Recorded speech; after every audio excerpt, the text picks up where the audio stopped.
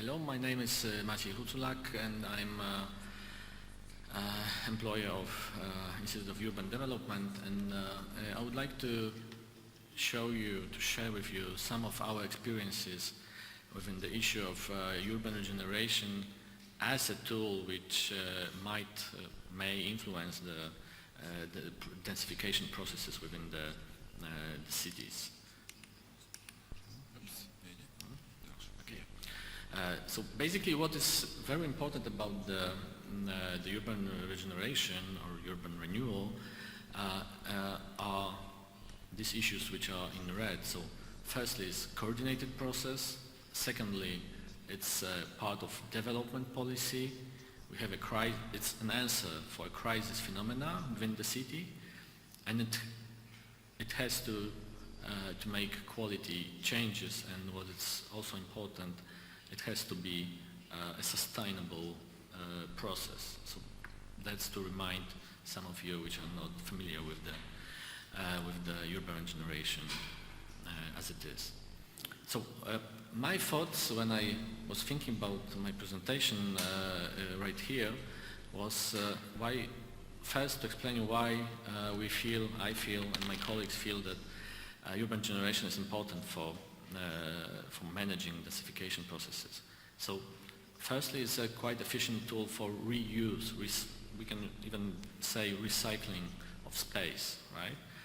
Secondly, it suppresses, if it's well done, it suppresses the urban sprawl, and in that, as a consequence, it saves the greenfield areas within the city and outside the city, and it also prevents the reduction of urban density. Scale of urban degradation processes in Poland. Those are the really big, vast questionnaire research from 2009. As you can see, half of the degraded areas, devastated, or the areas which need regeneration in Polish cities are the old city centers, and that's quite, I would say that's quite common for all post-socialist towns, that one of the main areas which need regeneration are old city centers and its surroundings. And what you can see, that the scale of the problem and is quite big, at least in Poland. I think it's quite similar in every or in most of the post-socialist countries. So it's 21% of invested and urbanized areas in the whole Poland. So in total, it's more than 120,000 hectares. That was the state in 2009. What's also a good example which we investigated during one of our projects in the Silesia Voivodeship. As you may know, Silesia is the economic heart of Poland. It's the biggest concentration of population in Poland, especially when we think about the core, 14 big cities of the core of this conurbation. And on the other hand, it's also the biggest concentration of industry and of economic activity.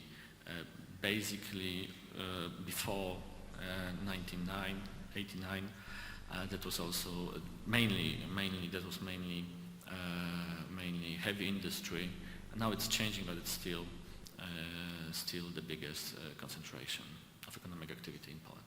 And what you see is the effect of kind of diagnosis of the state of location of the degraded areas or brownfields, or we may call them like this. So you can see that most of the devastated, most of the brownfields concentrates within the very core of the area, and so the regeneration processes are highly concentrated within the cities. What you can see here is the share of degraded areas within the total area. As you can see, it might be as high as 5, 6, and more % of the whole whole area of the individual cities. So it's quite a lot. And most of that's something that I think is also common within other cases, is that most of these brownfields are perfectly located as we think about the accessibility. This is the map which shows the distance from the brownfield to the closest national road, and as you can see, it's most of them are very, very well located. So this is the potential. And what happened? We found over 70 major examples of successful post-industrial areas development within the region. Most of them concentrated in the very core of the region, so these 14 cities. And as you can see, it's a vast variety of reuse of brownfields. So it might be cultural, museums, art galleries, housing, again reuse for industrial use, high schools, office spaces, etc. So you might see that it's a very big variety of reuse of such areas, and that's this slide is confirming that was what I was saying. That's the case of shopping malls. In this case of Silesian Voivodeship, a lot of shopping malls were built within this on the brownfields, and as you can see, the economic effect is quite high. It's more than this investment gave more than 13,000 new job places within the region, and actually all of them in urbanized areas. That's the cultural cases for reuse for cultural use, and also some cases of water reservoirs which happened in Silesian Voivodeship. These areas, brownfield regeneration in some individual cities like Sosnowiec took also quite important role as a part of pro-investment policy, and as you can see, this is the most successful case of, I think, even in Poland, it might be the best case when post-industrial brownfields were reused for industrial use, and basically the terrain, the area of former coal mines and other factories attracted almost 20 investors with almost quarter billion euro invested, and almost 5,000 new jobs were created on these areas, and that's the case of Sosnowiec, one of the investment zones on the former coal mine area. The other case which I would like to present you is more, at least for us, it's more international perspective, and that's Lviv Podzamcze, one of the districts of the main city of western Ukraine, where we have now we are having the second project in this area. The first part was a kind of diagnosis and making the regeneration program for this part. As you can see, this is the red color is our area. It's also part of the UNESCO, the area which is on the UNESCO heritage list, and it's very, I would say, the outskirts of historical city, and a very interesting area which we choose for the regeneration program.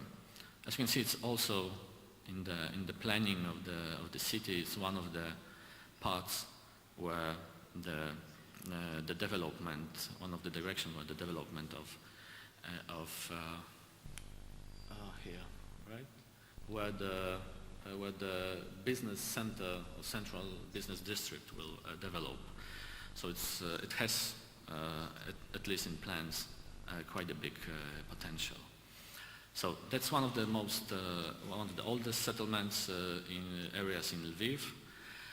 It's part of one of 3 big industrial areas in Lviv, and it's a very mixed type of use: industrial housing and services, including public services connected to healthcare.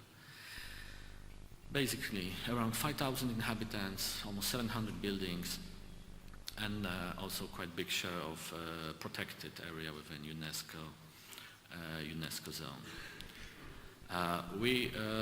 In the regeneration program, we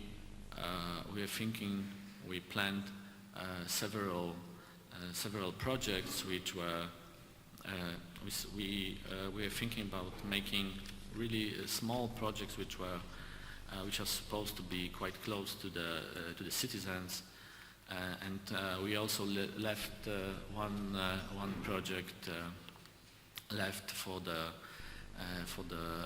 citizens to design their own project, or one or more to be implemented. And after 1 year break in 2012, this year we started the implementation phase, which is a small, includes a small investment part, really modest as for the, let's say, city budget. It's financed from the Polish Ministry of Foreign Affairs fund program called Polish Aid, it's Polska Pomoc. And we planned that we will refurbish 3 courtyards, 1 playground, 1 public space. We are designing printing the kind of guidebook and a handbook on courtyards regeneration, which we found very interesting topic, and it also included 3-day study visit of Ukrainian partners in Poland, in Krakove, Wrocław and Katowice, concerning the regeneration of courtyards. This is the visualization of one of the playground which is in the project. That's what was before and after the implementation of the project. That part ended 1 month ago, more or less. That's another view on this playground. And the next project was the courtyard renewal, the 3 small courtyards which were joined together, and a small investment, because the whole investment, what I can say is it's just 15,000 euros, so very small investment, but we tried to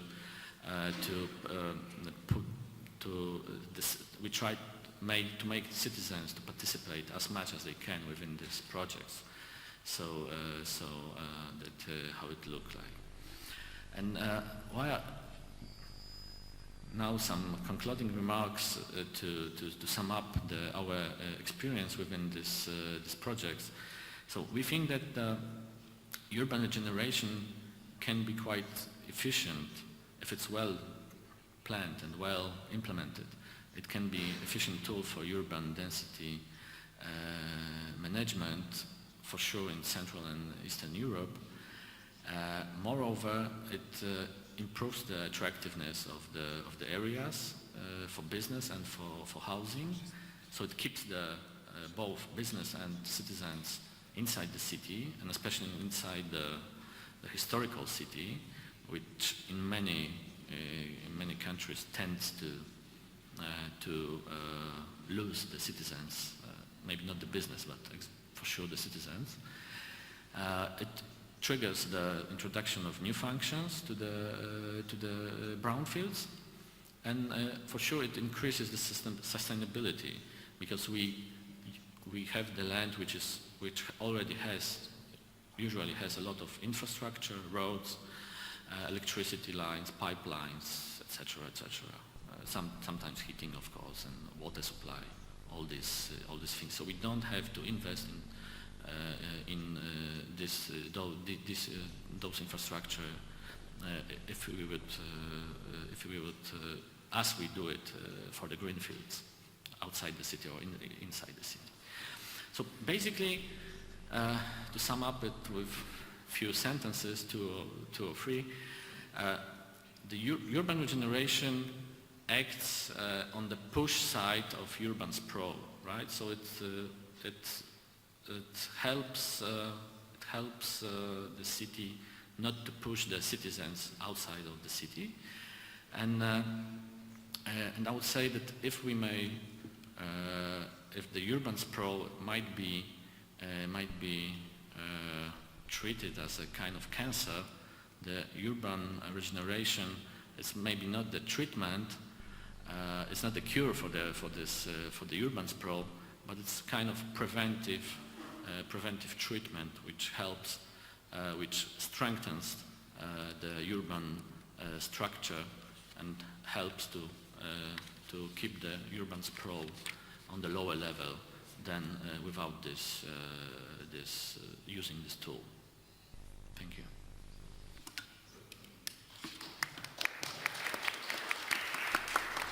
Chcem opýtať na to, aká je skúsenosť v Poľsku s tým, že zrejme, tak ako je v Ružinove postavená štruktúra, alebo veľká časť mestskej časti Ružinov je postavená v období socializmu s veľmi rozvoľnenou architektúrou, kedy sa nie úplne bral do úvahy vlastnícke pomery pozemkov. Dnes sa nám ukazuje, že vykúkajú z toho rôzni vlastníci pozemkov pod tými budovami, alebo respektíve v rámci tej rozvoľnenej štruktúry. A skôr, aká je skúsenosť v Poľsku s tým, že dnes je veľký tlak na to, aby sa v rámci existujúcej štruktúry sídliska, konkrétne v Ružinove sú to tie 4 sídliska, aby sa ďalej zahusťovalo. A zahusťovalo v tom zmysle, že tie zelené plochy, ktoré tam sú, aby tých zelených ploch jednoducho bolo menej. A to práve preto, lebo tí vlastníci pozemkov už dnes sú známi a chcú stavať. Územný plán hlavného mesta to v mnohých prípadoch nevylučuje. A pýtam sa na to, aká je skúsenosť v Poľsku s týmto a či je podobná skúsenosť taká, ako je u nás v Ružinove. Pretože samozrejme občan nechce vo svojej blízkosti stavať absolútne nič. Ale samozrejme ten tlak investorov je úplne opačný. Ďakujem pekne.